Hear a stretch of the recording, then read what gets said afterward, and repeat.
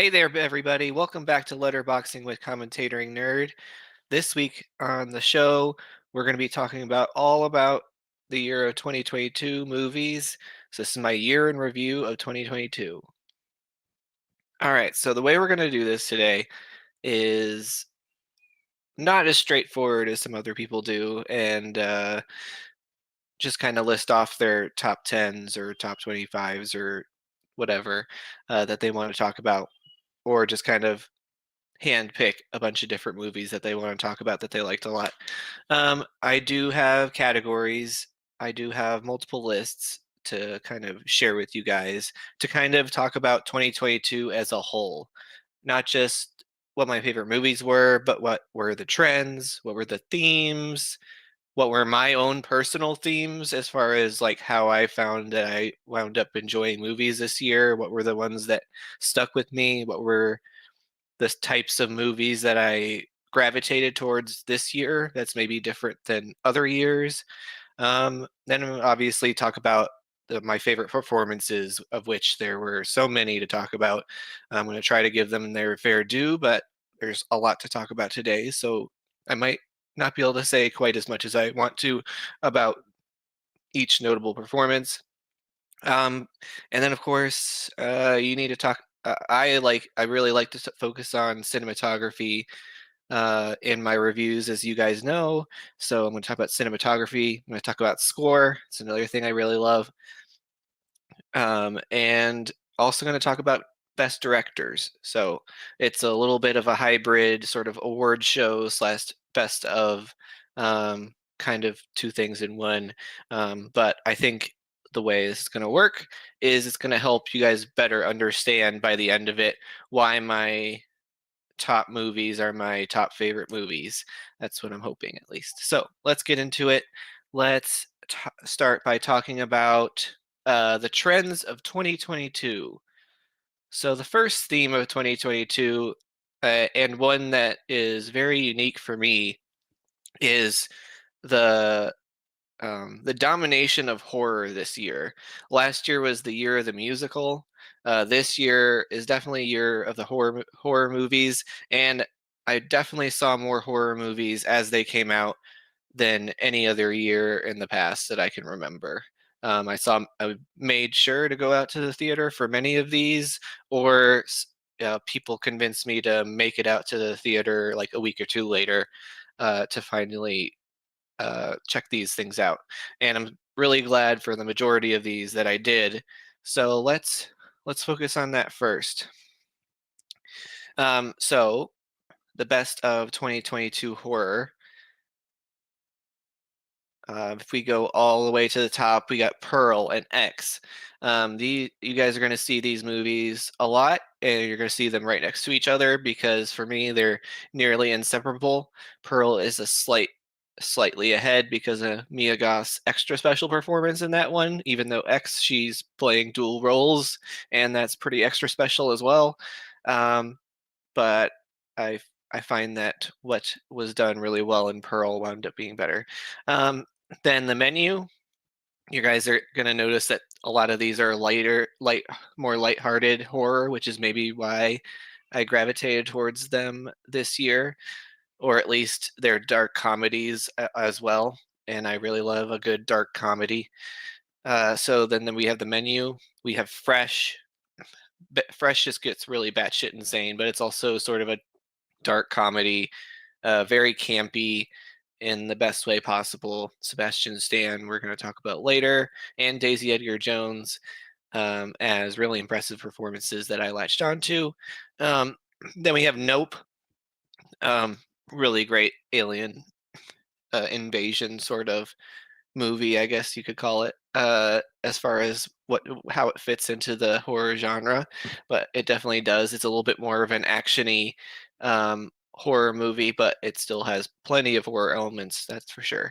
And then The Black Phone is a really good horror movie that came out this year. Ethan Hawke's really great in it as the villain, but what I love most about this movie is the brother sister relationship that they have within the movie, and that made it for a really good, well-rounded horror movie. Had some of the feels, plus some of the scares and tense moments, and made you really care about what was going on in the movie. Number 7 is Resurrection. Rebecca Hall has been putting out some amazing work the last few years. I still haven't seen her 2021 horror movie that everybody keeps saying to watch, something House. Uh, but Resurrection, I did finally get to see before the end of the year. And wow, this is a crazy movie. Saying I liked it is a little bit of an overstatement, but I can't deny that this is one batshit insane horror movie. That where this movie goes and where Rebecca Hall goes, and where Tim Roth goes in this movie. I did not see any of it coming. Number 4 is Barbarian. These are now we're starting to get into the ones I didn't like as much, even though they were praised a lot. But I did make sure to go see Barbarian because everybody was raving about it. Basically, on Barbarian, I just really wasn't on just along for the ride with Justin Long. I just anytime his character was involved, the movie just did not work for me. I know lots of people enjoyed him in that movie, but I just did not.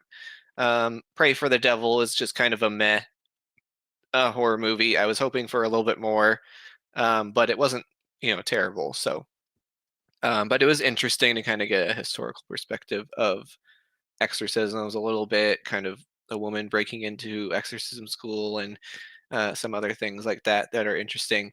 But it didn't quite go um, far enough in any respect to really uh, be super noteworthy. Halloween Ends. I probably should have this below Smile, but I did have fun with the first half of the movie, even if I didn't, or the first 2/3 of the movie, even though I didn't. It didn't make sense why that was how they were finishing the trilogy, which is the problem with it. Um, and I've talked about this before on the show, but basically, I don't really. It kind of devalues the rest of the Halloween trilogy, which is already losing value after Halloween Kills, or at least for me. Even though that movie also was pretty fun to kind of go along with the kills, but it jumped the shark a little bit too much.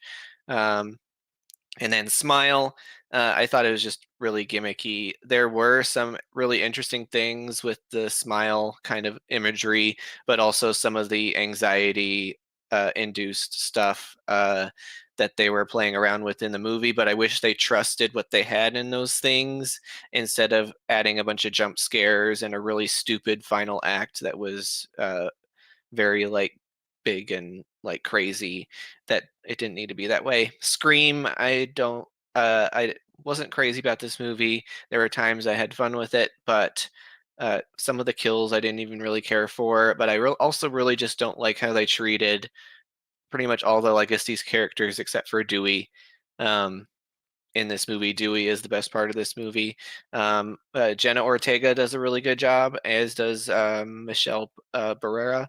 Um, but a good amount of the performances actually work. It's just I just don't like how this movie plays out, um, especially compared to other Screams. And then Men, yeah, Alex Garland swung and missed. This gets too crazy by the end. This definitely counts as a horror movie though, because has some of the most grotesque imagery I think I've ever seen in any movie. Um, uh, in the final scene, final act, whatever you want to call it. There's some also really gorgeous cinematography through a lot of the first half of the movie and some good acting, but it's basically a lot of Jessie Buckley standing around reacting to things, and she can do way more than that. Um, and yeah, he didn't stick the landing on this one. Anyway, so that's the best of horror 2022. So there were some really good ones and some ones that weren't as good, but still, the year of 2022 got me out to the theater or made me rent one of these movies 14 or 13 times, which I had never really done before. Okay. I probably could have had a category of existential dread slash existential hope. I don't know if that's a thing, but some of the movies this year were that way. But their existentialism was very heavy this year, but it was so laced into so many of my top favorites of this year that I think I'm just going to have to talk about it when I talk about a few of the movies a little bit more in depth. But definitely, this was a introspective year, as well as several other things that I'm going to talk about. But the other big genre, I guess you could say, or subgenre that was really prevalent this year was the murder mystery or missing person genre, the whodunits, if you will. So I also wanted to share with you what some of my favorites were, or the ones I saw, and what were my favorites. So this is all the ones I saw that would count as murder mystery or missing persons. I might have missed one in my list, but I think this is covers it. The first one, number one, is Bodies, Bodies, Bodies. Number two, See How They Run. Number three, Chip and Dale Rescue Rangers. Number four, Decision to Leave. Um, Number five, on the Nile. And yes, you see it correctly. I have Death of the Nile over Glass Onion, a Knives Out story. And I guess this is where I need to talk about Knives Out, because it might show up one other place, but I didn't have nearly as much fun with this movie as I was hoping I would. Um, it, I still think it was really good. I still think it's a good whodunit. It's very funny and stuff like that, but it just just didn't stack up to the first Knives Out as well for me. So I had it lower, and I really enjoyed Death on the Nile. Really like a lot of the performances in that. Um, and I just liked how the mystery plays out better. The whodunit plays out better in that. Some really over the top performances, but I love them. Yeah. And then Enola Holmes 2. It's the sequel, Enola Holmes. This is a little bit more of a missing persons version. Same with Chip and Dale Rescue Rangers, is more about a missing person, but Enola Holmes 2, yeah, they're definitely trying to solve a mystery and figure out what happened and find where this person went. But it's another good Enola Holmes adventure, just not quite as good as the first one. And then Amsterdam is not a good movie, um, but I will say that some of the actors in the movie kind of save it from being a total train wreck, and that I did enjoy myself with different scenes or roles in the movie.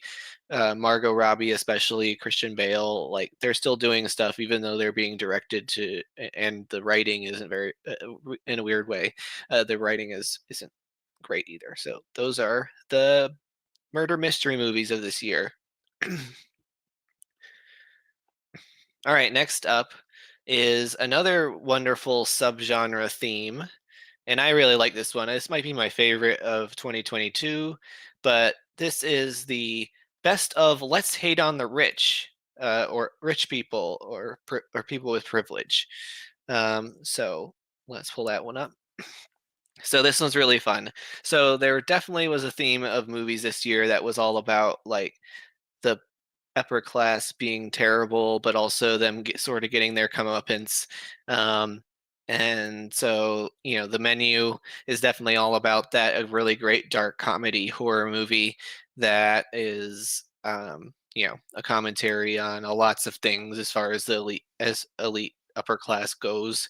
And then Bodies, Bodies, Bodies is a bunch of upper class kids that basically, um, are privileged and maybe don't understand the world, but are petty, and you know this murder mystery gets really crazy and it's really fun. But yeah, it's definitely about hating on rich people or people of privilege a little bit. And then three, Triangle of Sadness, is all about this. Like the middle section is really about like just seeing rich people miserable, and then the third act is even more about basically rich people getting flipped from their position when money doesn't mean anything anymore. Um, Other things are more important, and so the rich people really have a tough time in that movie, and it's really, I cackled all through the movie because of it. Death on the Nile. Not everybody is upper class, because there's some people who are like people's personal assistants and whatnot in the cast. But pretty much everybody here is pretty well off, and it's definitely a murder mystery that deals with some of that privilege and biases and stuff, of people being stuck up and whatnot. So yeah. And then Glass Onion is definitely about hating on rich people, much like the first Knives Out was. Glass Onion continues the trend of taking a group of pretty successful, rich, privileged people that are all friends that are brought together by one friend who's uber rich, um, and yeah, things ensue. And then 6 is Do Revenge. This is a little bit maybe on the borderline of this genre, but basically all these kids are in this preparatory high school. It's like it definitely seems like it's a private academy school, and then it's the clicky stuff within that, and it's about the popular people, the people with the most power. So it's definitely about like taking on the at least the elite of the school or whatever you want to call it. Okay, and one of my personal favorite genres I do need to talk about, and it was a pretty strong year for this genre, is the best in animation is animation. So there was lots of good animated movies years. I didn't, unlike the other list I just showed you, I didn't share all of the animated movies that um, I watched because it was a long list, and there was just some of them I just didn't really like very much, and I didn't want to just shit on a few movies at the end. I'm going to share with you my top 5 of the animated movies, which are the ones that really matter for me this year. The first one is Marcel the Shell with shoes on. Of course, it's a little hybrid animation, so it's hybrid stop motion and real world, I guess, live action. And then 2 is Chippendale Rescue Rangers. 3 is Puss in Boots. Some of the best voice acting this year is in Puss in Boots, believe it or not. Pinocchio. I know lots of people have this at their very top of their animated list, and I really enjoyed it. Um, but there were definitely things where Guillermo del Toro maybe overindulged with certain elements of the story he wanted to tell. Some of the stuff about World War II and fascism kind of was a little bit over ever present in the movie. Um, and it took a little bit away from some of the other really interesting things that he was doing that were unique about the Pinocchio story that I liked more. And yeah, anyway, so it's my number 4 of this year, but also really good voice acting and definitely the craft of the stop motion. It's probably like the best crafted of all of these. Um, the style of animation is really good in Puss in Boots too. And then Turning Red is a movie that when I first saw it, it actually really bugged me, especially like the first 10, 15, 20 minutes or whatever. I just wasn't like she was a little too the main character is a little bit too annoying. But as I went through the movie and then eventually when I got to the end, I was like, oh, this really came together. It's about, family dynamics and generally generational stuff. This is definitely a movie, which you'll see in a little bit, is a movie that stuck with me. So after I saw it, figured I needed to watch it again. And then the more I really thought about it, like I was being a little too petty about the stuff that annoyed me, and it really did a lot more impressive things than I gave it credit for. Um, it's still maybe lower than some other people have it, but it's still one that I think is the best of animation of 2022. Okay, and now we're getting to some of my personal themes. So, like those were all themes of the movies like that were present in the movies that came out this year. However, what I was finding about my movie taste and what movies I grabbed onto, there's a couple mantras, I guess you could say, that kind of defined my year of 2022 and what movies I really loved. So, first off, there's embrace the fun. So let's talk about embrace the fun. Okay, so basically, um, I really gravitated towards movies because I had a blast watching them for whatever reason or subgenre or element that really tickled me or made me laugh or got me excited. This was definitely a pump me up sort of year of movies, and found myself like I'm usually a person who really likes introspective and like sweet movies, heartwarming kind of stuff. A lot of dramas and some of the awards, you know, awards heavy type movies. But I found as I went through this year that some of those were losing out to movies that I just really had a lot of fun with for whatever reason. There was a lot of really great dark comedies this year, and I love that. I just loved kind of cackling along, making fun of the things that they're making fun of. Um, that's kind of messed up, but whatever. And then also, there were some great action movies that had great spectacle, which I'll talk a little bit more about spectacle after I show you these ones. Um, the horror movies this year were definitely a type of horror movie you could have a blast with. Maybe that's the case for horror movies for most people, but for me, it's not necessarily my go-to genre. So, but I definitely latched on to certain horror movies this year where I just really had a lot of fun with. So, that's what most of these make up. So, I'm just going to run through these really quick. Not going to talk a bunch about them, but the general theme is just embrace the fun. So, like everything, everywhere, all at once. Of course, there's so much going on that you can have fun with. It's so amazing. Top Gun Maverick is a great action movie. It's a lot of fun. I saw it, I think, 3 times in theaters, and it was definitely worth it. RRR is, I mean, that whole movie, that's what that movie is. It's over the top fun. The Lost City is one of the biggest surprises of the year for me. I don't usually go for broad comedies. This is a broad comedy slash adventure film, I guess you call it. So there's a little bit of a hybrid, but um, I just love Channing Tatum and Sandra Bullock playing off each other in this movie. I watched it once and really liked it, and then I watched it a second time and loved it even more. And me and my mom on that second watch were just like laughing hysterically over and over again. And every time I think back to this movie, I, I've wanted to push it further up the list. It's definitely one that I latched on to for the fun and lots of other reasons. And then Pearl, like it's a little dark to say that I had fun with this, but uh, Pearl is such a ridiculous villain, and especially in X as well. Same case. Like there's so much delicious, like over the top, uh, like gore and different themes and stuff in the movie, and like there's so much you can enjoy in both Pearl and X. And then The Menu is a wonderful. It's really more of a dark comedy, I think, than a horror movie, but in a satire of rich people, and then the like fine dining kind of presentational uh, cuisine stuff. And yeah, so definitely could have fun with The Menu.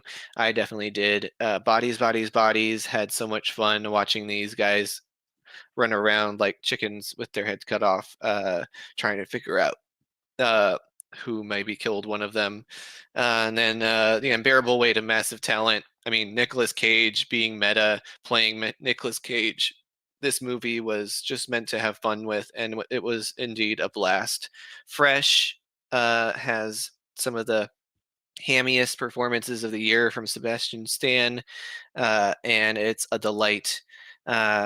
And see how they run. It's really a blast seeing Saoirse Ronan and Sam Rockwell play off of each other, and then really just the whole cast of the Who Done It. There's also a really fun meta kind of it's a little bit of a satirical element as far as whodunits in general that runs through the movie that I also giggle at every time it kind of pops up and shows itself, and it really has great payoffs in the end. Chippendale Rescue Rangers. I thought I was going to enjoy this movie, but I really super enjoyed this movie. Again, another really meta comedy movie. This time both on animation, the Hollywood, and also just in general detective procedurals.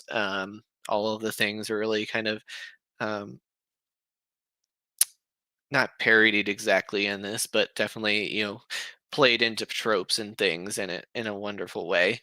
And then Puss in Boots was such a fun anime movie. I was not this was not on my radar at all, and then everybody was raving about it, and I completely understand once I finally saw Puss in Boots: The Last Wish, the different animation style that they infused into the action scenes is a really great touch, but also some of the best voice acting that I really had fun with. So fun.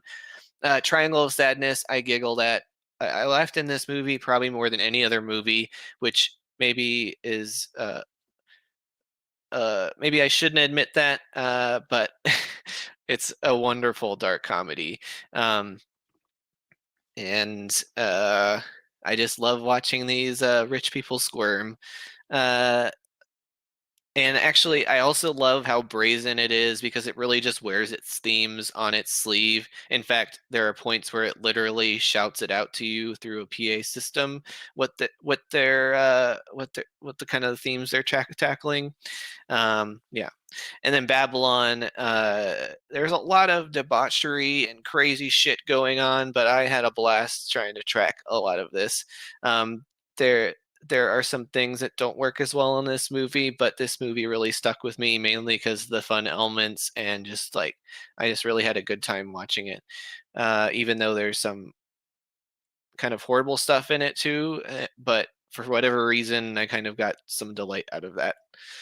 Again, I'm maybe sharing too much about myself. Violent Night is just a wonderful, brutal Christmas action movie with David Harbour as uh, Santa Claus on a rampage and basically a Die Hard movie as Santa Claus, and it's just perfect for him.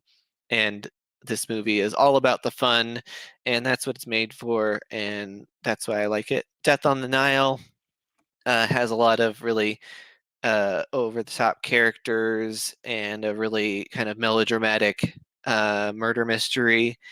But I really just was, it kind of held me. I was really into this movie the whole way through and really engrossed by it. Had a lot of fun. Prey, it was really nice.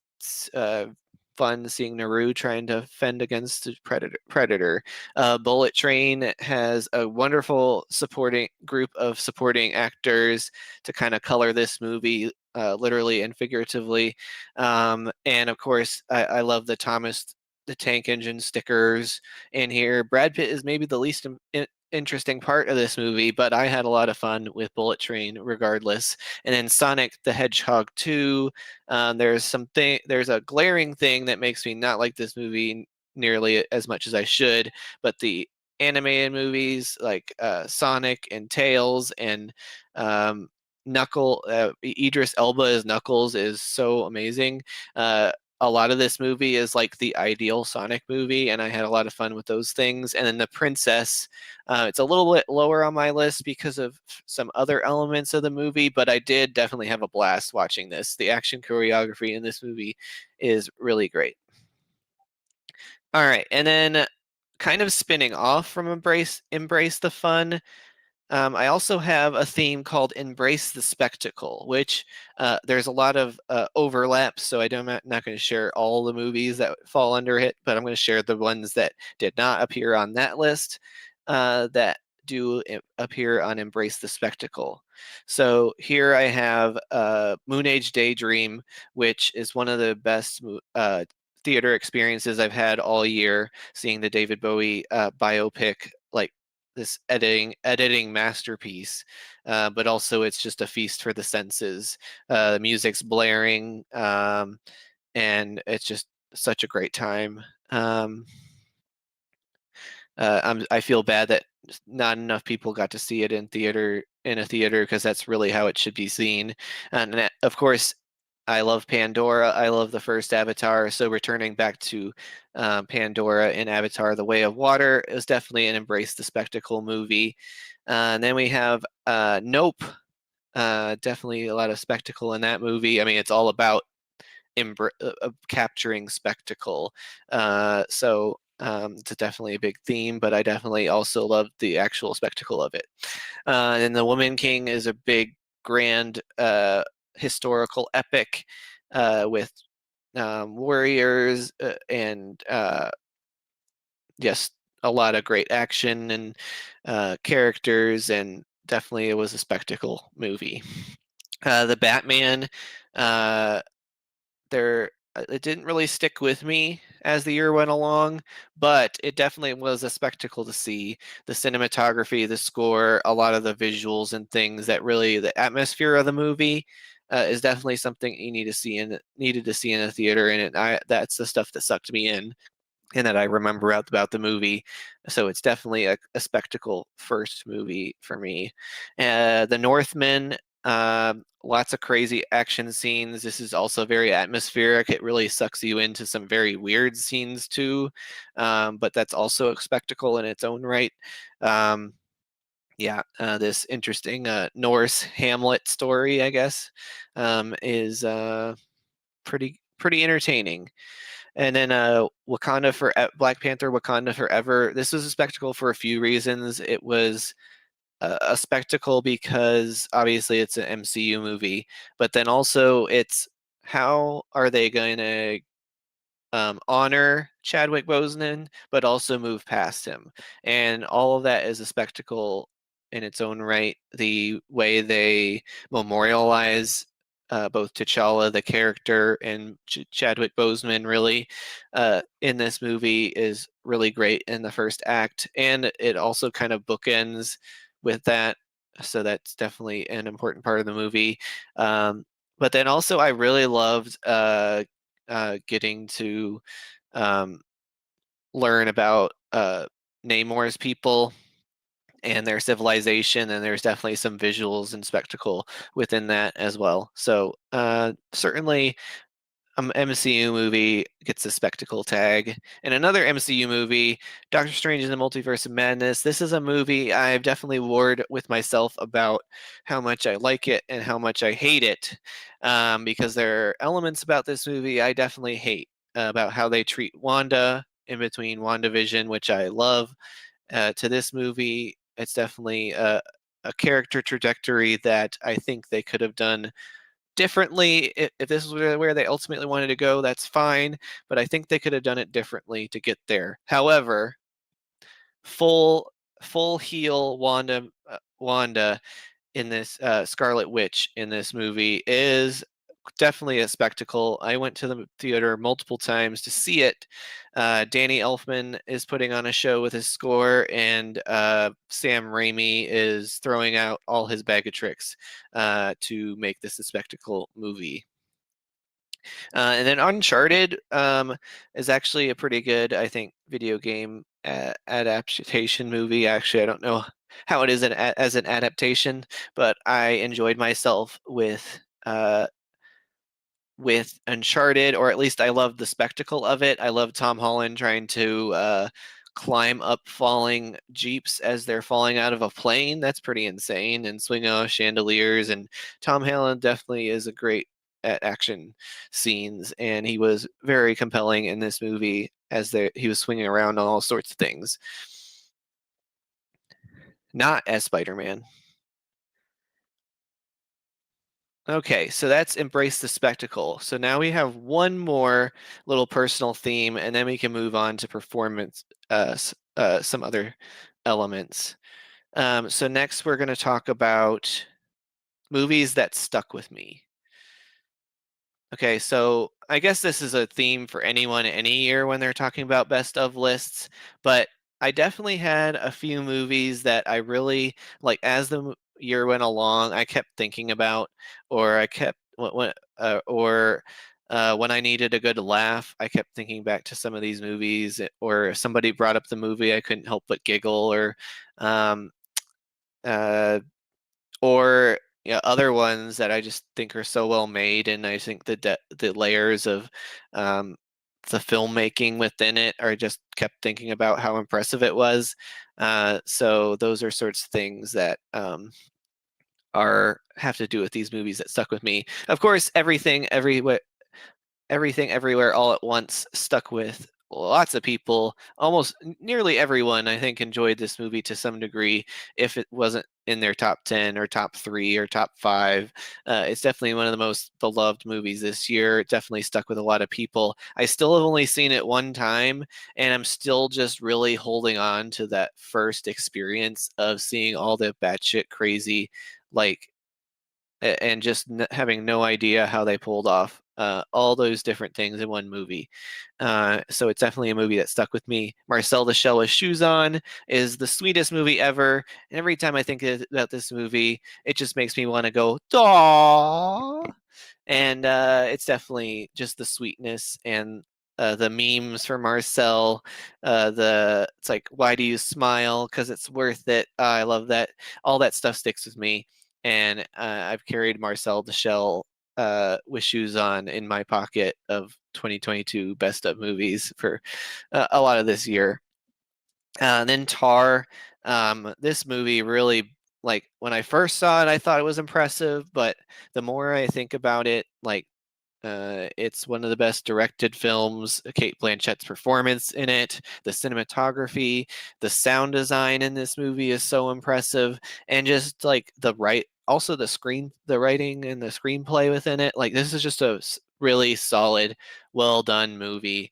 It's not for everyone, but I found that it maybe is for me, and it's definitely a movie I keep thinking about. Like, ever since I've seen it, I can't stop thinking about this movie, and that's why it's on this list.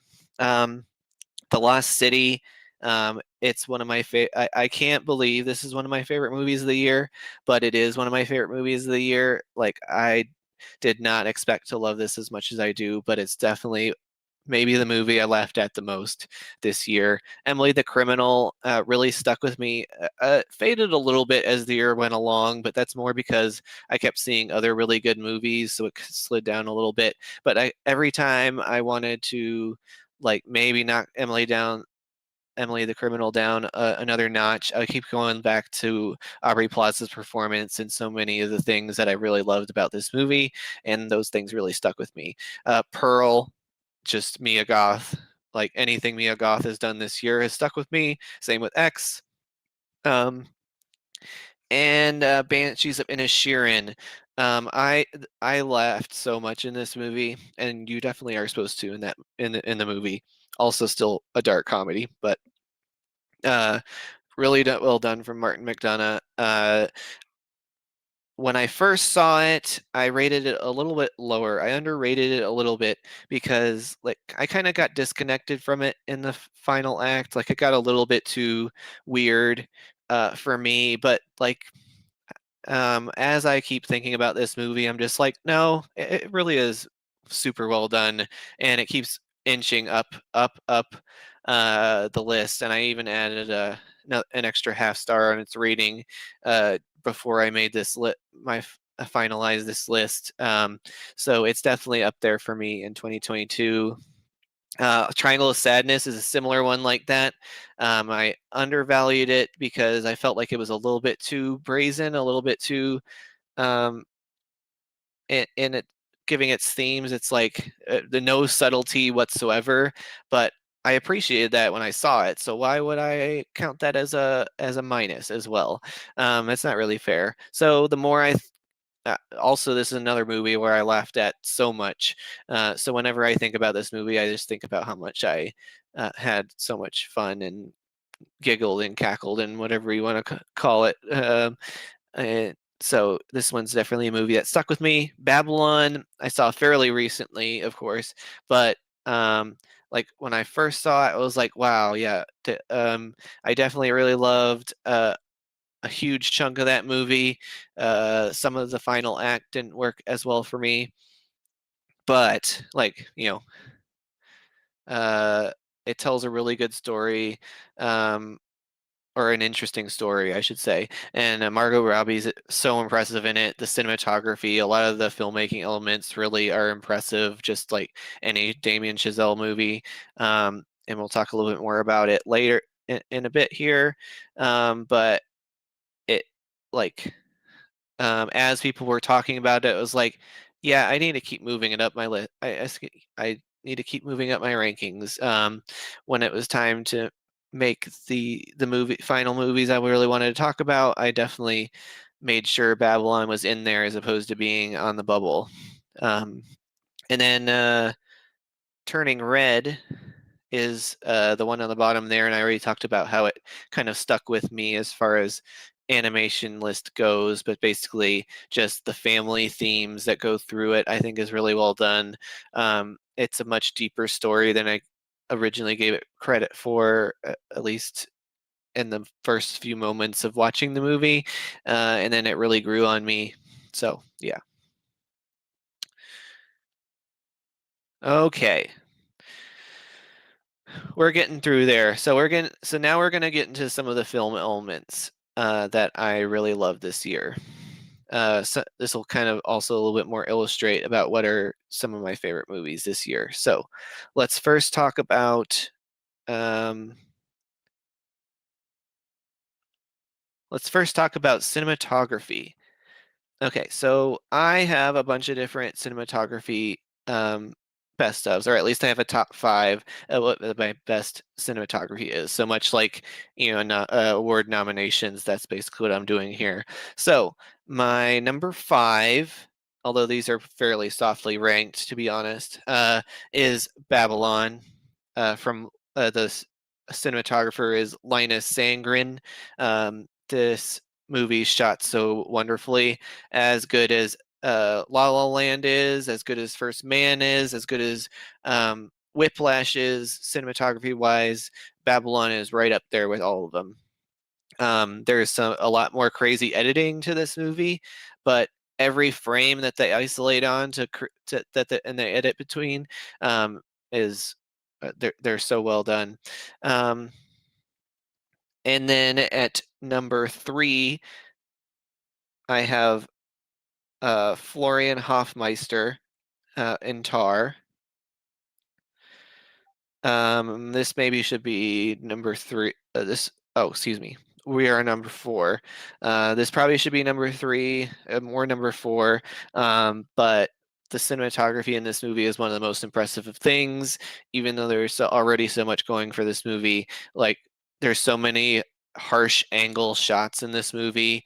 Like, they use off screen well as what, even though Kate Blanchett is on screen most of the time, there's a bunch of scenes in her apartment or her different apartments that it's really important to use space well and cinematography within that. So that's really important. And then Nope.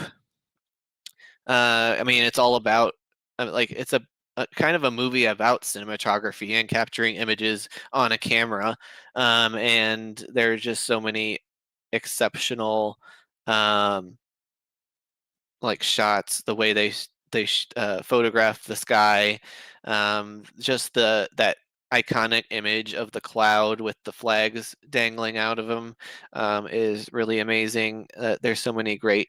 Some of it is visual effects as well, of course, but there's a lot of really amazing cinematography at play there, and there's a cinematographer in the movie, so that's pretty fun.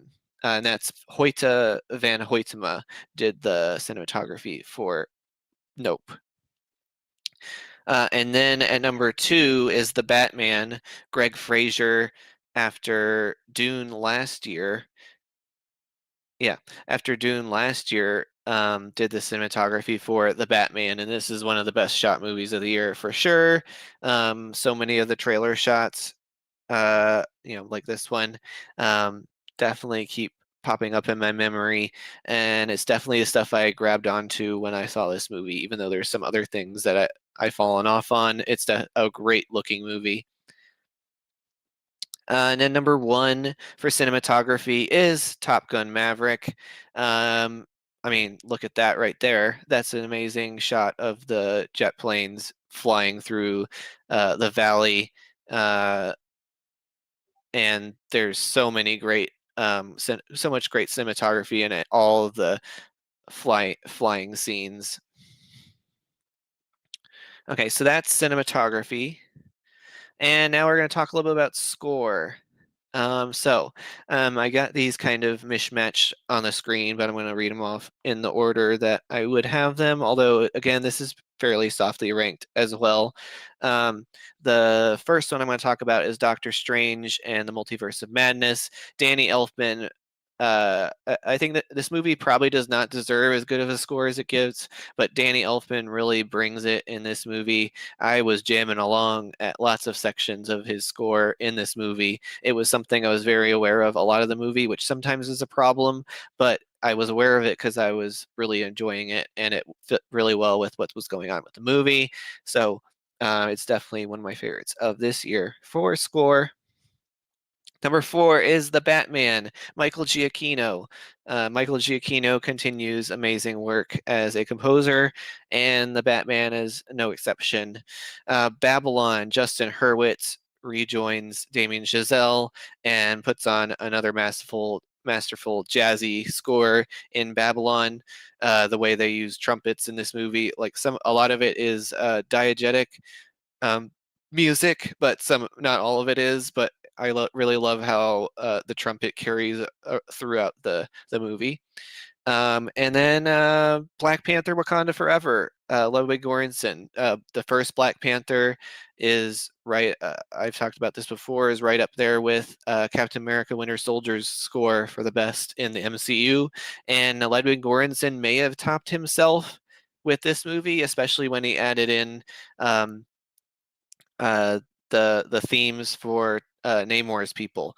Um, he added a lot more music to the original base of Black Panther into this movie, and it's really great to listen to. And one of the like some of the best music all year, and definitely dance scenes that go along with them is RRR. The composer is M.M. Kiravani, and he did such a great job with the music. It's like there's so much great things to talk about with this movie, but definitely the music I think is my favorite element, even though there's so many great things to say about RRR. Okay, now we've gotten through those different elements, and so I'm going to talk about performances now. So now that we've kind of gone through all the different themes, some of the film elements that I really loved, I'm going to really talk about the performances. And there's a lot of great performances to talk about. So I'm actually going to start off with honorable mentions for Best Actress. For the honorable mentions for Best Actress, this is the first 5. Tang Wei in Decision to Leave. Her acting in this movie, it's definitely my favorite performance in the movie. Although her counterpart is doing a really great job as well. But she's definitely the one that everybody has their eye on, including the main character. And there's a reason for it because she's really compelling. And then second on here is Daisy Edgar Jones in Fresh. She really plays off well what Sebastian Stan is bringing in this movie and really rolls with it, and it makes for a really great dynamic within the movie. Number also Rachel Sennett from Bodies, Bodies, Bodies. She's also in Shiva Baby 2 years ago, last year. I don't remember. But she's really impressive in this movie.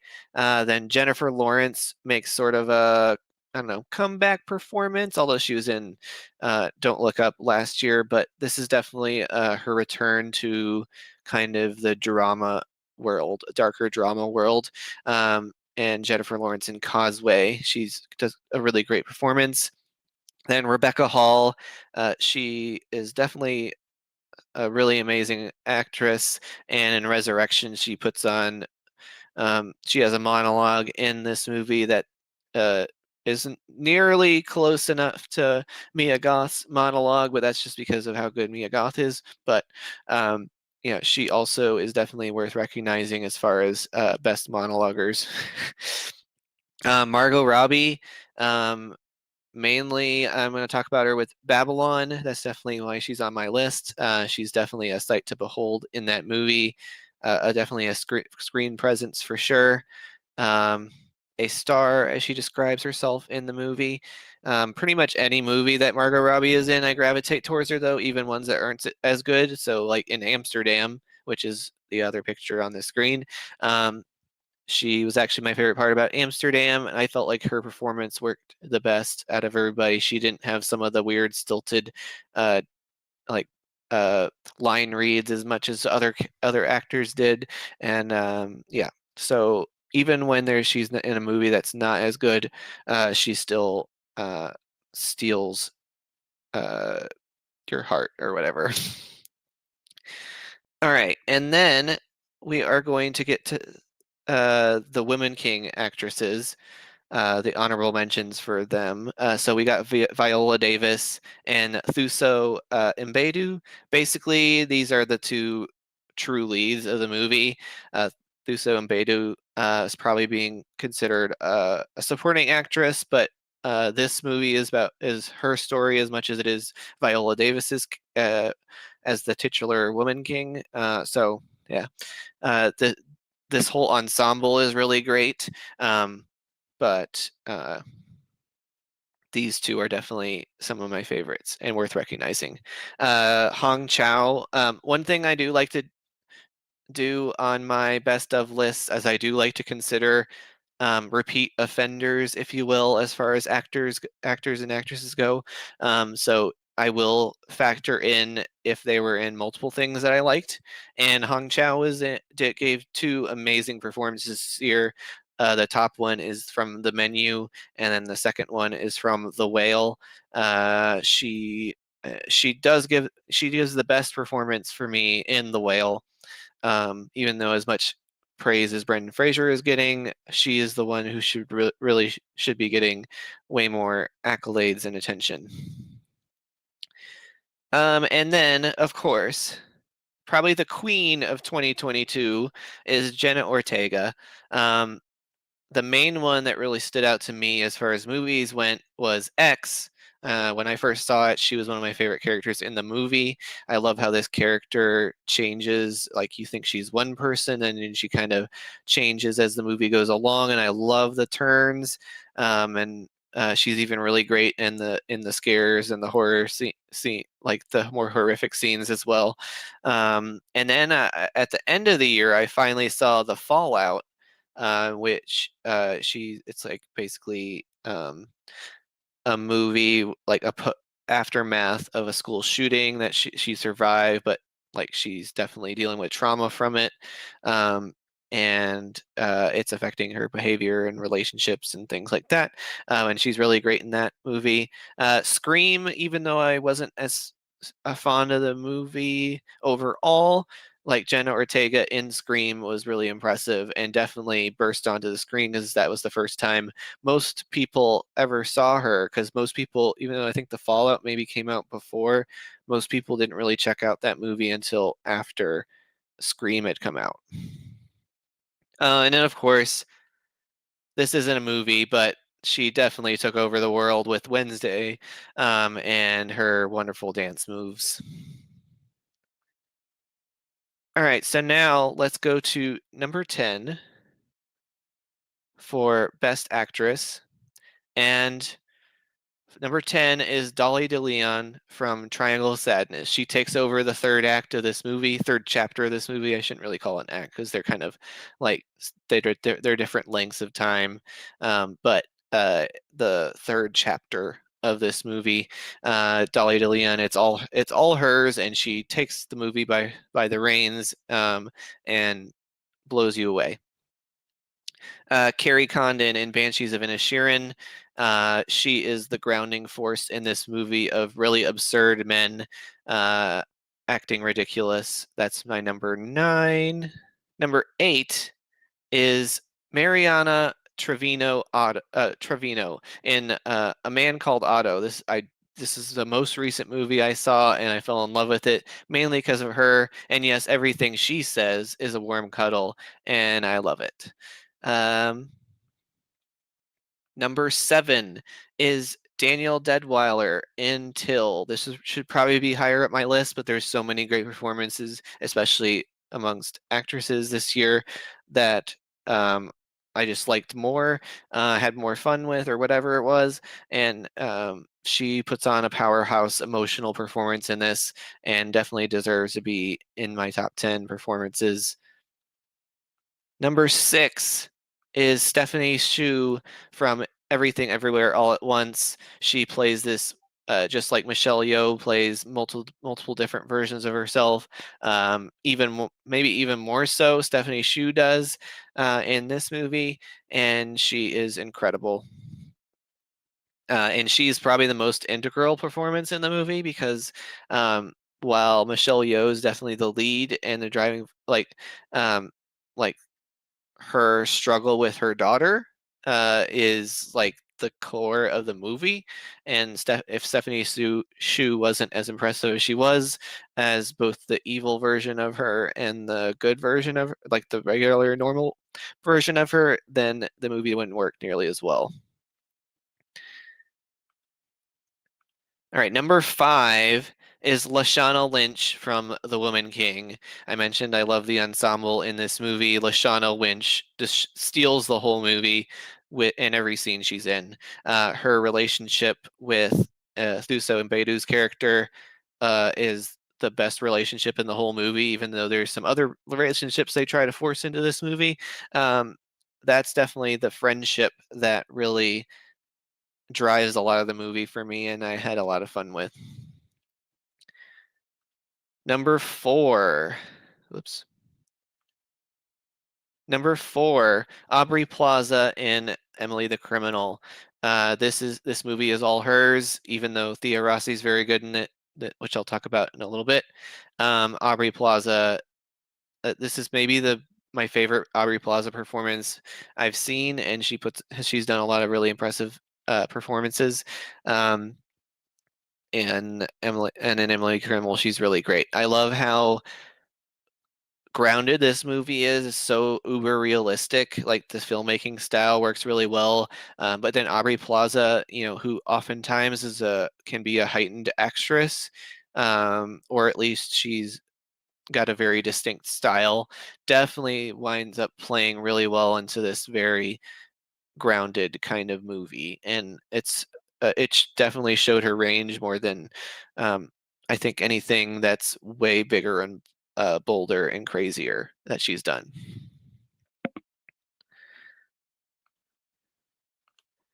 Number 3 is Michelle Yeoh in um, Everywhere, Everywhere, All at Once. She is everything for the movie. um, she has a lot to do in this movie. She's very good in it, and I'm so glad that she had this movie that everybody's championing. Um, and at this point in her career, that she's really kind of has this movie that is all hers, and it's wonderful. Number 2 is who many people think is going to win Best Actress at the Oscars or all the awards is Cate Blanchett in Tar, and she would be my number 1 almost assuredly, um, if it wasn't for. But let me talk about her in Tar for a little bit. Like this movie does not. Even though I talked about a lot of other good filmmaking elements in Tar, and I will a little bit more to later. Like this movie does not work without Cate Blanchett's powerhouse performance. She's in every shot of the movie basically. It's all on her. It's all through her character's perspective. If this performance isn't what it is, then this movie isn't nearly as good. Um, and I think very few other actresses could have pulled this off. And number 1 is Mia Goth in Pearl. I could, and definitely when, like I said, when I do these, I combine their efforts. So Pearl and X really combined. She's number 1. It was already number 1 if it was Pearl alone. The final monologue and the final end credits, um, smiling, is just like something to behold. And if you haven't beheld it already, you definitely need to. Now we're going to talk about the actors. Okay, so honorable mentions for the actors. I'm going to start to speed up a little bit here. Um, for honorable mentions, I have Luke McFarlane from Bros. Um, Obviously, Billy Eichner is very good in the movie too. But Luke McFarlane was actually the one that I was most taken by when I was watching Bros. I thought he showed the most depth of character and kind of had the better arc of the two within the movie, and I think he performed all of that really well. Um, the next one here is Daniel Kaluuya in Nope. I love just his subtle acting in this movie, in the tense moments and in the not tense moments. A lot of his performances through mutters and groans and he's not doesn't speak very many words, but everything, every little noise and body language and posture that he does, tells you so much. And then we have Justin H. Min in After Yang. This is a great introspective existential movie about AI and also the meaning of life and memory, what memories are important that people hold on to, and human connection and all those wonderful themes. And Justin H. Min is at the center of that, being the titular Yang. Um, so he's really great in that. And then Theo Rossi and Emily the Criminal. Um, uh, Aubrey Plaza is their driving force of this movie, but she plays off of Theo Rossi for a lot of the movie as well, and he does a really great job. And then we also have Pedro Pascal in Unbearable Weight of Massive Talent. He is so much fun in the movie. The whole movie is fun, but I love how goofy he is to go along with Nicolas Cage. It's just a wonderful dynamic. And the movie would, uh, I think the movie would work with just Nicolas Cage being meta, but Pedro Pascal definitely adds some wonderful things to it.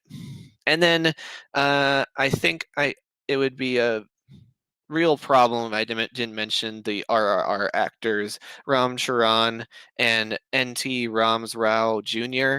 These two performers, like, there's so many bells and whistles and action and stuff that goes along in this movie, but they do give really great performances. Sometimes it's over the top, sometimes it's crazy ridiculous, but like, these guys definitely pull off whatever it is that they're trying to do in RRR. And of course, just from a dancing performance, like, I don't think anybody can argue with them being honored in the acting category, because I mean, being able to dance and act like this is pretty impressive. But now we get to the top 10 for best actors. Number 10 is Ralph Fiennes from The Menu. Number 9 is Nicolas Cage from Unbearable Weight of Massive Talent. The movie's all about him. Uh, it's a meta take on Nicolas Cage and him playing himself, and that's wonderful and the perfect movie. And I can't believe that they were able to make it, and it was great, and it was. Number 8 is Park Hae-il. I'm sorry if I'm saying that wrong. From Decision to Leave.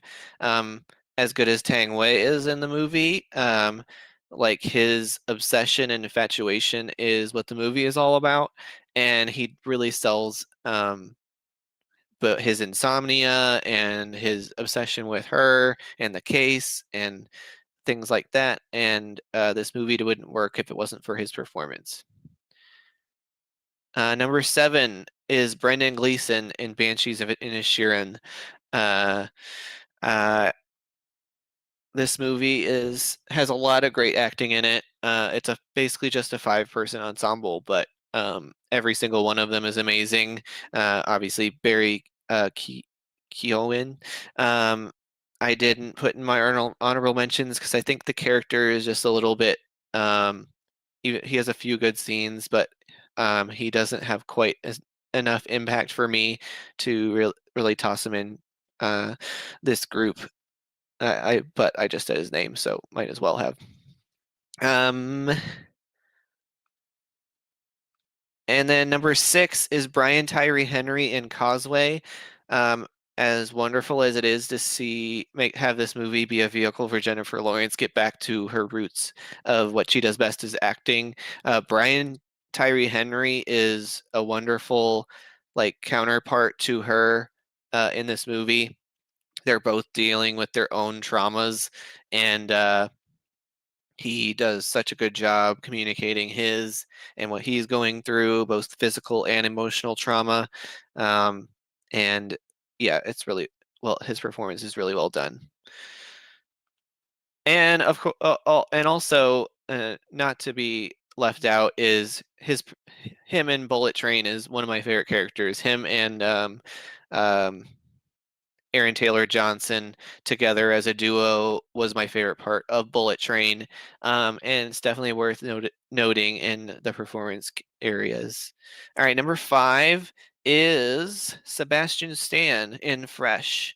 Again, I've talked about his over the top performance, very hammy acting in this. Like, not very many people can pull off that type of style of acting, that type of character, without it feeling too much over, and he does it just perfectly.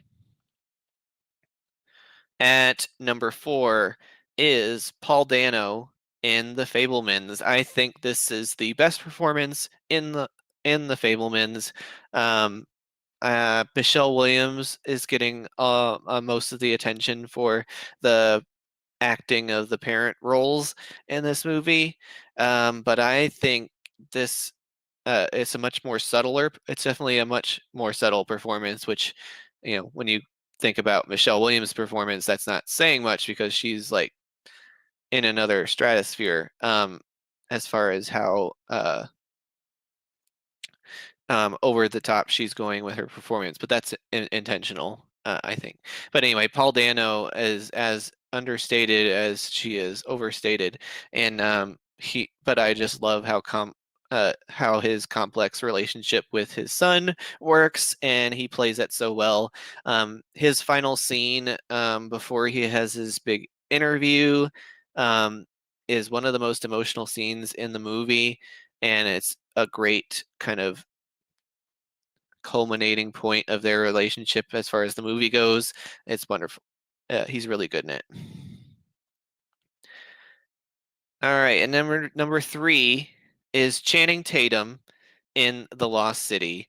I know, a broad comedy adventure movie doesn't usually wind up in the best acting performances, but Channing Tatum is one of the best comedic actors alive today. And in The Lost City, he is an absolute gem.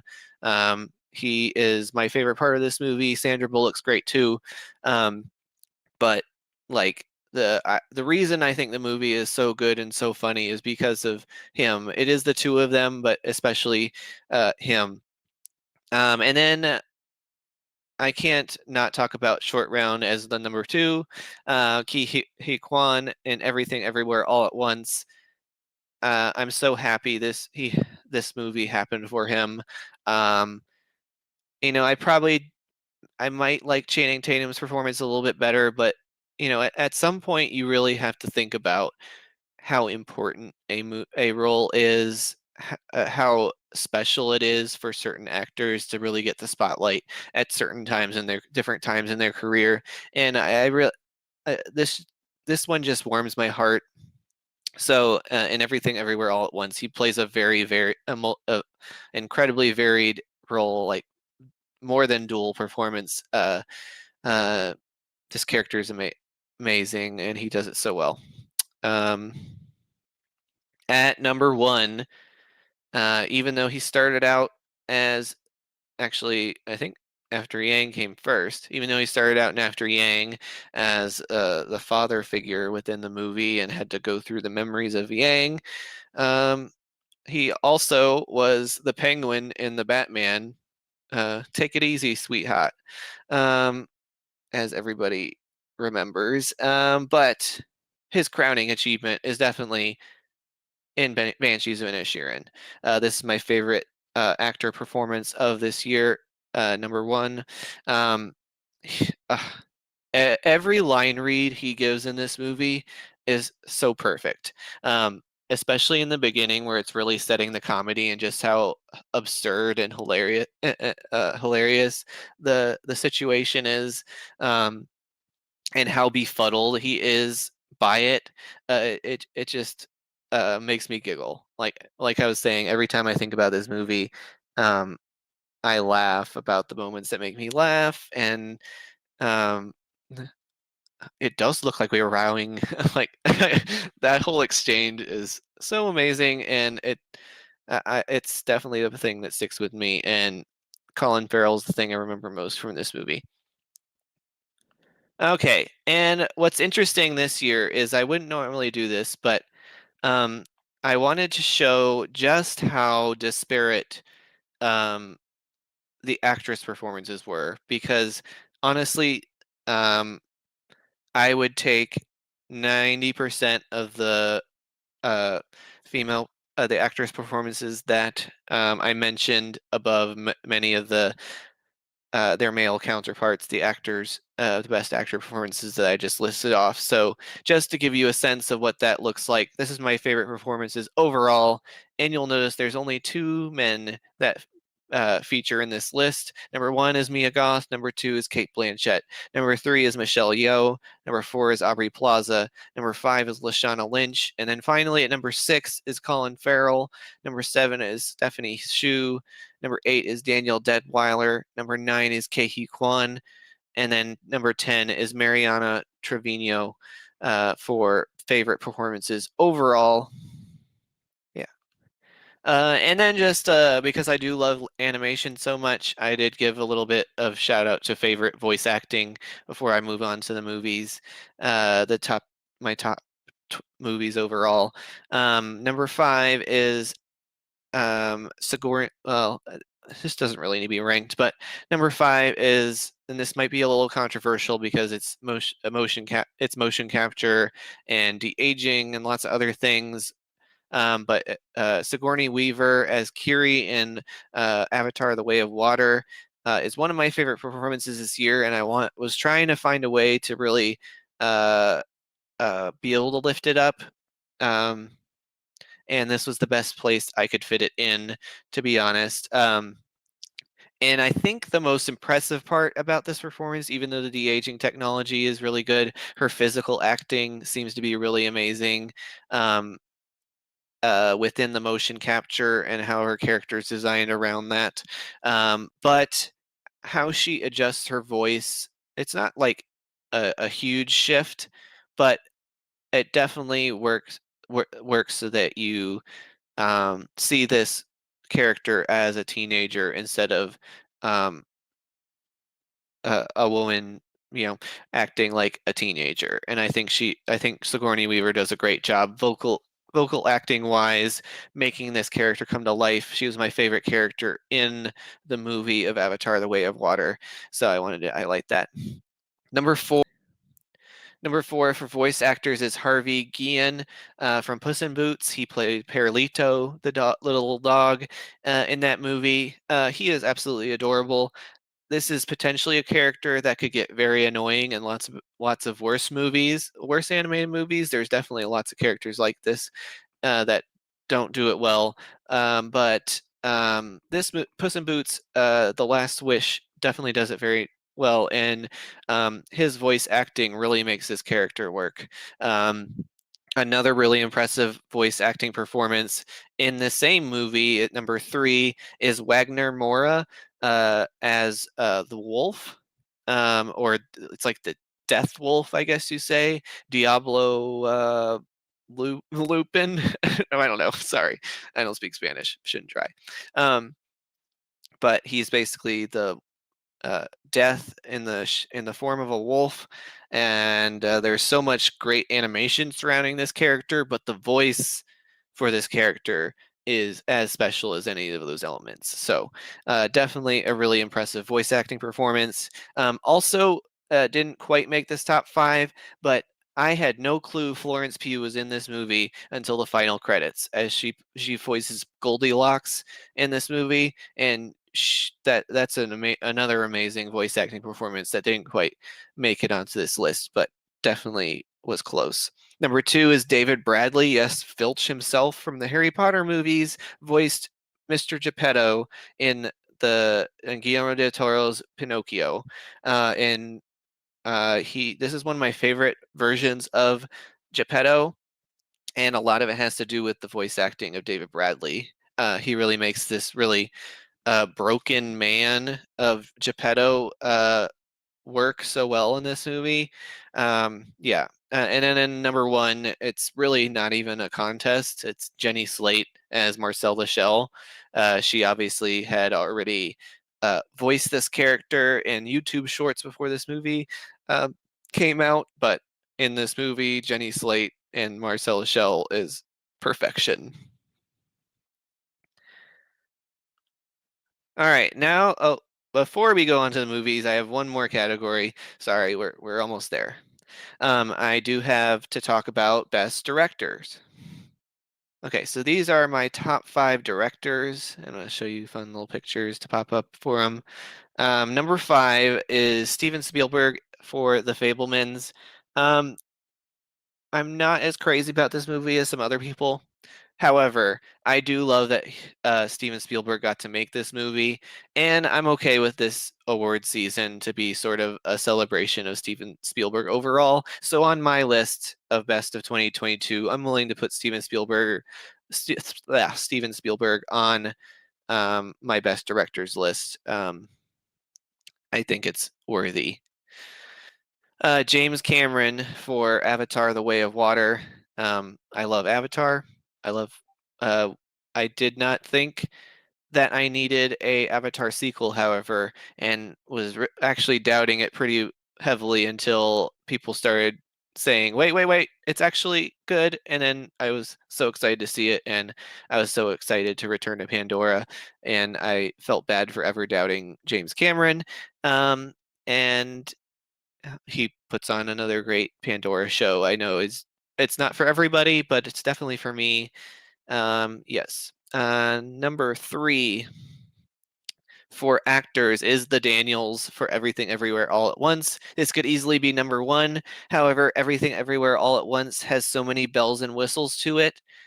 The editing is a huge star in this, and while I'm sure they had a huge hand in all those different elements, and like their cohesive vision is definitely all over the movie, it wouldn't work if they didn't write and direct and everything, put everything together. I think the other like stylistic things sort of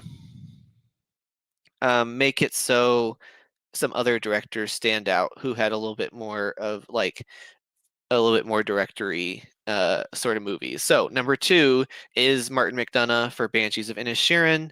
Um, like this is just one of those movies. It's written by him, directed by him. Like this is just a very director. Like it's definitely comes across as a director's movie. It's like a director's baby, if you will. Like directing all the performances in it, of course, but there's definitely a unified vision of how he wants this movie to be. There's this ethereal myth-like quality to this movie, as well as on top of the dark comedy sort of angle and dramatic elements. And I think that's definitely something that he feels like he needs and wants to bring to this movie, and he definitely did. And then I think my number one director of this year is Todd Field for Tar.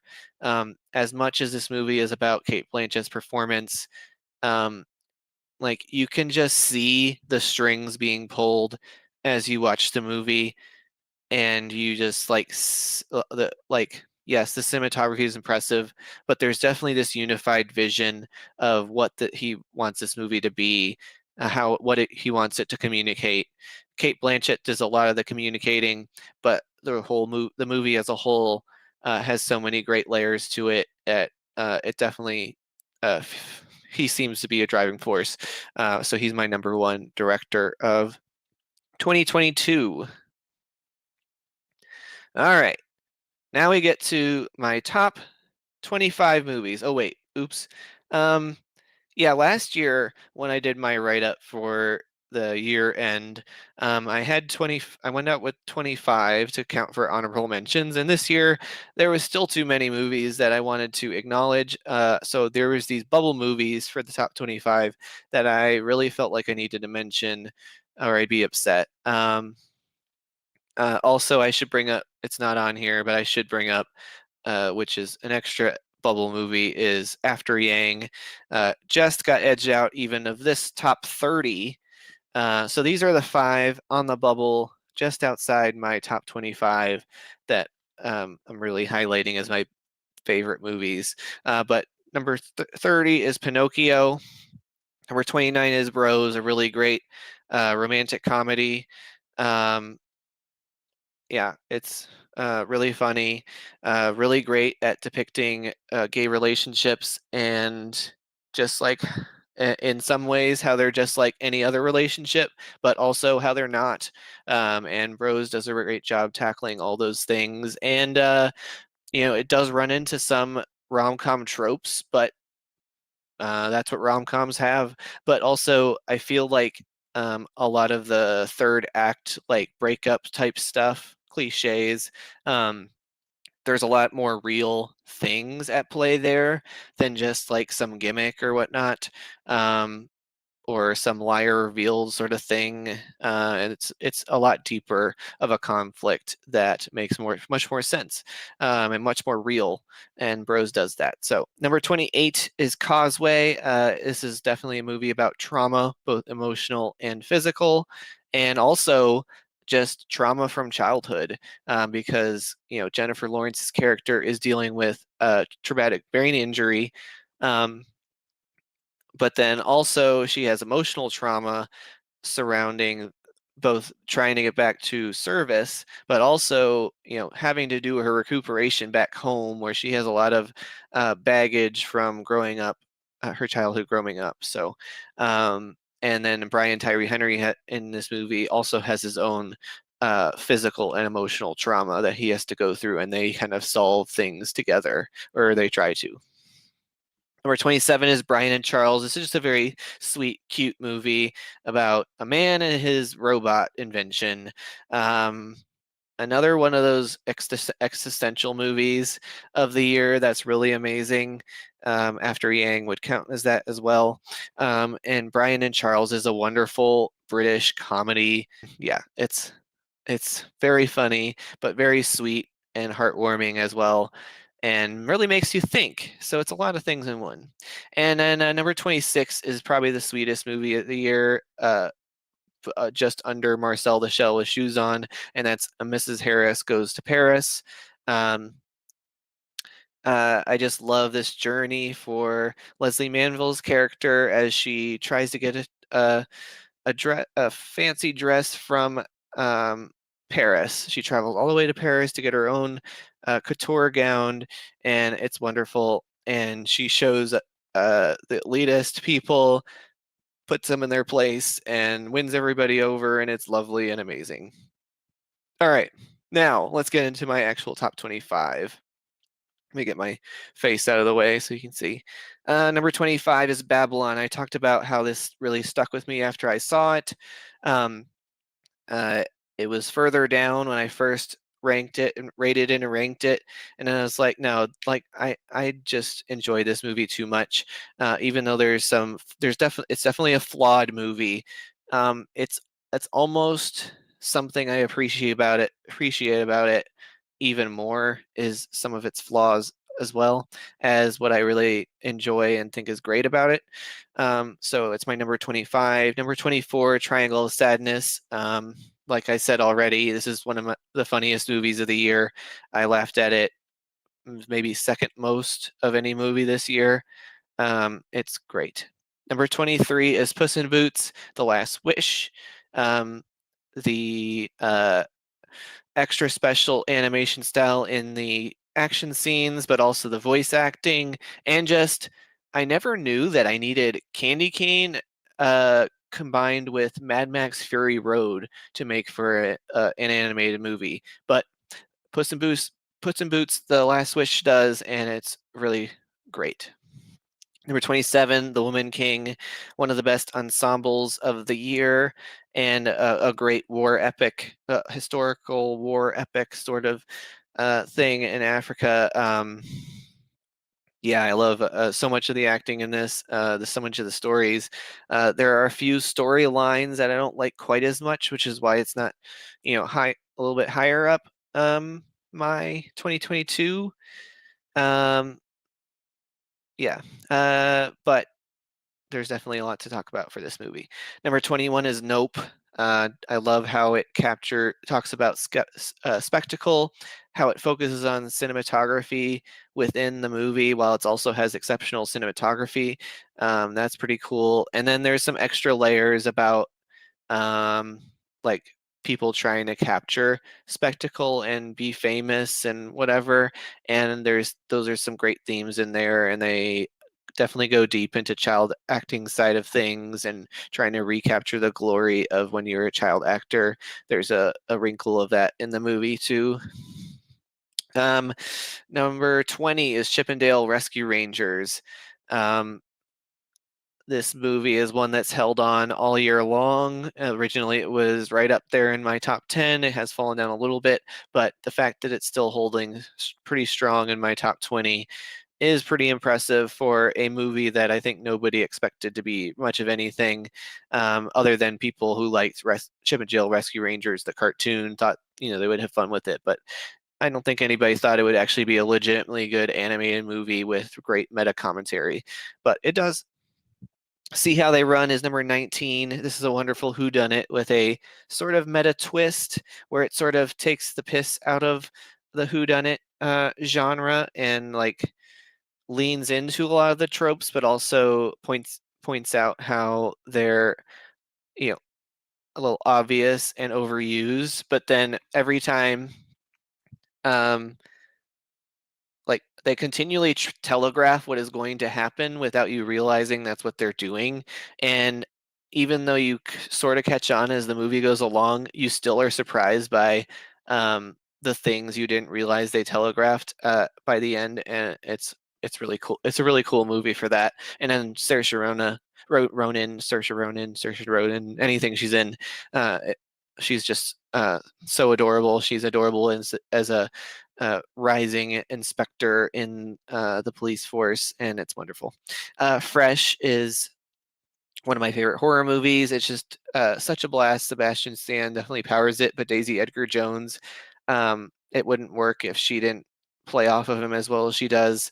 The final act is a little over chaotic, which is why I've wavered on it a few times during the year, but I keep coming back to it as how much fun I had with it the first time I watched it, and I had a blast. Number 17 is Unbearable Weight of Massive Talent. Um, like this is a really fun movie. I'm a big Nicolas Cage fan, and it's fun to kind of be able to make fun of his career, make fun of him as a person, as an actor. But Nicolas Cage got to do that himself, and Pedro Pascal got to help. But it's just a wonderful concept for a movie, and I'm glad they made it. Number 16 is Bodies, Bodies, Bodies. Um, this is a great young cast of characters. I like how it is a commentary on some of the really fake stuff that can go on with certain members of the younger generations. That's not necessarily a commentary on the generation like Gen Z or um, younger millennials as a whole, but um, I did like some of the things that they point out and make fun of are definitely things worth pointing out and making fun of for certain types of people within that. And yeah, it works well. Number 15 is Petite Maman, another one of the sweetest movies of the year. This is from Celine Sciamma, who did A Portrait of the Lady on Fire. In that movie, I've talked about how much I love last week. I also really love Petite Maman. I love how it um, has a unique way of looking at a mother-daughter relationship, but also friendship, and there's a fantastical quality to it that's really intriguing. Um, and I love how they don't feel like they need to over explain it. They just like show it to you. It happens, and you go along with it, and you never think twice about it. And you're like, "Cool, I'm in it. Let's keep going. This is lovely." And it's a wonderful. And talk about existential. That movie definitely goes to those places for sure. The Banshees of Inisherin. There's some existential qualities in this. I've talked about the acting in it so far. You know, Carrie Condon, Brendan Gleeson, Colin Farrell. Uh, yeah, they're really well done. And then Martin McDonagh, like helming this both as the writer and the director. Um, it definitely is. So I even moved it up again right before this. It was down a little bit lower, but like I keep thinking about this movie and I keep laughing at this movie and I keep wanting to praise so many elements about this movie, and then it's like, well, it has to be up as high as I can get it, which I couldn't quite put it past The Menu because I love this wonderful dark comedy horror movie with Ralph Fiennes in there. I didn't get to talk about um, Anya Taylor-Joy in this, who's also exceptional in it. The whole ensemble in The Menu is really incredible. And then Nicholas Hoult as well. He really gives you the table setting, if you will, for the types of characters that pretentious characters that you're gonna see in the movie. And there's some great satire and social commentary in this movie that I love. And then number 12 is A Man Called Otto. I fell in love with this movie. I just wanted to go see it. Like I was won over on the trailers about Mariana Trevino's character, which I already talked about how much I loved her performance. Like as much as Tom Hanks playing a grumpy old man seemed compelling. It was more about how that character was going to play off of it, and that's definitely the dynamic this movie runs with. But there's some really great an emotional arc through here for Otto and all the characters, and there's a really lovely sense of serendipity that runs through the movie as well. That's sort of almost saving Otto along the way. He's in a really dark place at the beginning of this movie, and sort of keeps getting interrupted on his plans, if you will. And um, you can maybe look at that and say it's a problematic element of the movie. However, I do love how it's almost feels like fate is kind of pulling him away from that, and I really think it's a lovely idea that adds to this movie. And number 11 is X. Um, in uh, for a while, this was above Pearl. It doesn't really matter because they're a virtual tie, but I'll talk about X right now. I love the combination of like this study of like the late 70s porn industry, which is kind of interesting, and just like how the characters within that world feel like take ownership of uh, things and why they enjoy it and why they want to make the movies and beyond just being famous, I guess. But it's also like, um, yeah, just have fun and be true to yourself, and I don't know, whatever. Of course, there's a crazy old couple that they're on the land of their farm, and then there's a whole slasher movie that transpires in the second half of this movie, and it's batshit insane crazy, but it's a lot of fun and really well done. And Mia Goth plays a dual role, and you never know it until the end credits, and that's really cool. And also number 10, this is movies all about Mia Goth even more than X is. Um, it's all about Pearl, a prequel to X, and I love how these movies are connected. And I can't wait for Maxine, but it's really all about this performance. It's just this unhinged but very measured, like um, crazy performance. This character is like like as the movie is moving along, you into the final act, you know how things are going to happen. Like you can see it you can kind of see the movie happen before it does. Like you know where it's going, but like how they execute it is so much more impressive, and how she executes it is just so well done and unimaginable. And number 9 is Emily the Criminal. Aubrey Plaza is a powerhouse in this movie. one of my favorite performances from her, and the movie is all about her. And I talked about how I really like the grounded realism of this movie. It's kind of got like a grittier approach to it, and I really like that as well. I like movies like that, and I like this one. The Lost City is a movie I never thought that would be on my radar, nor that I would love enough to put it in my top 10.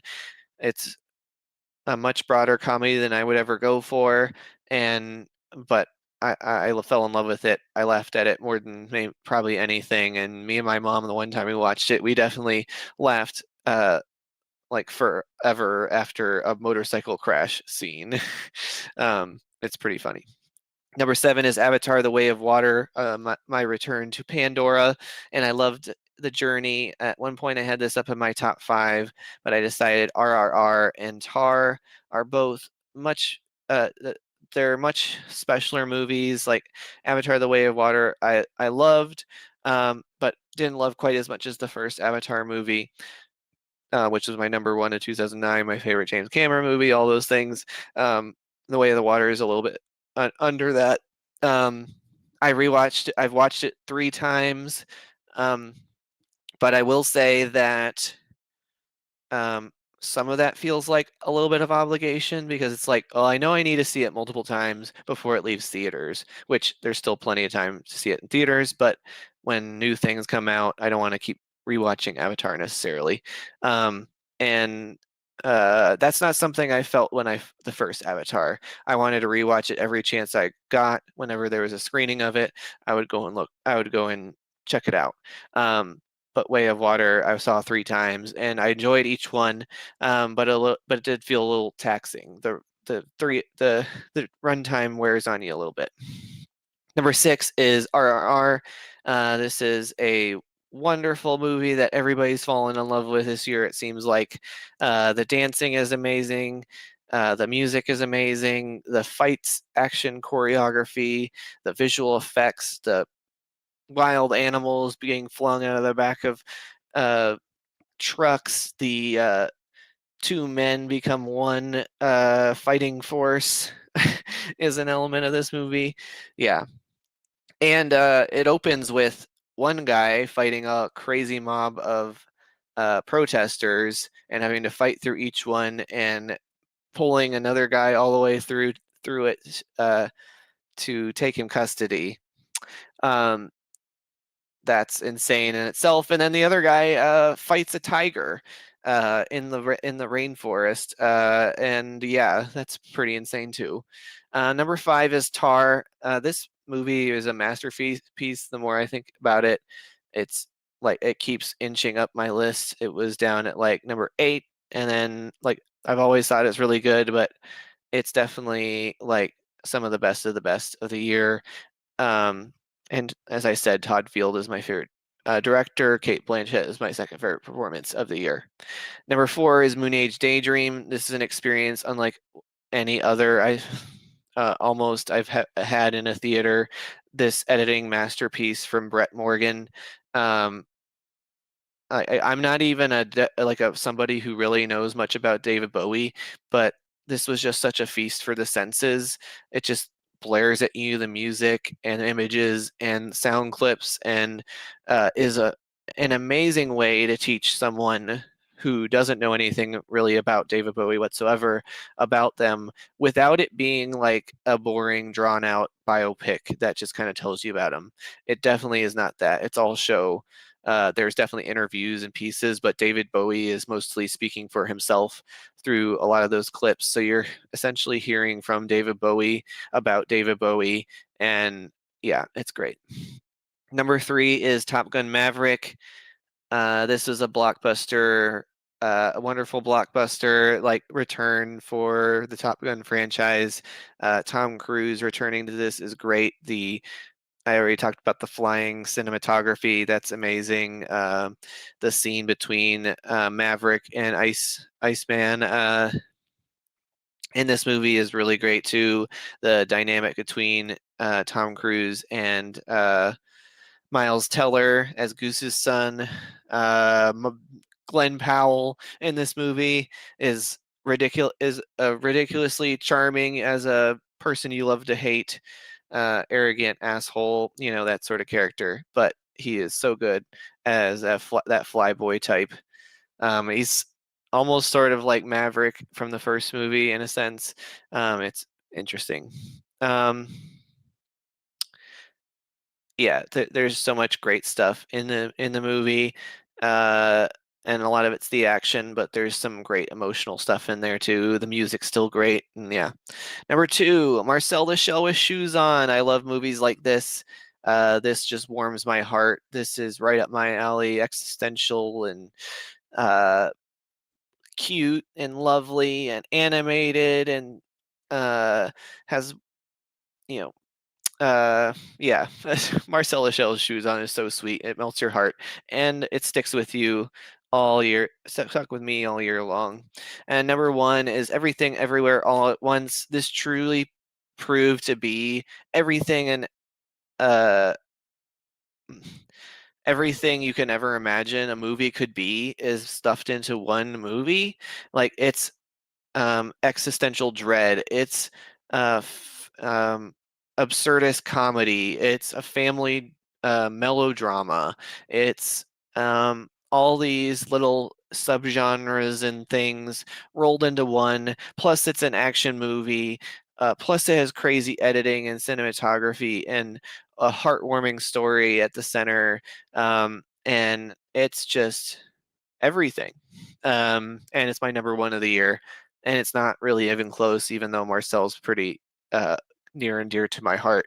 But Everything Everywhere All at Once, I think, is even my favorite so far of the young decade of the 2020s.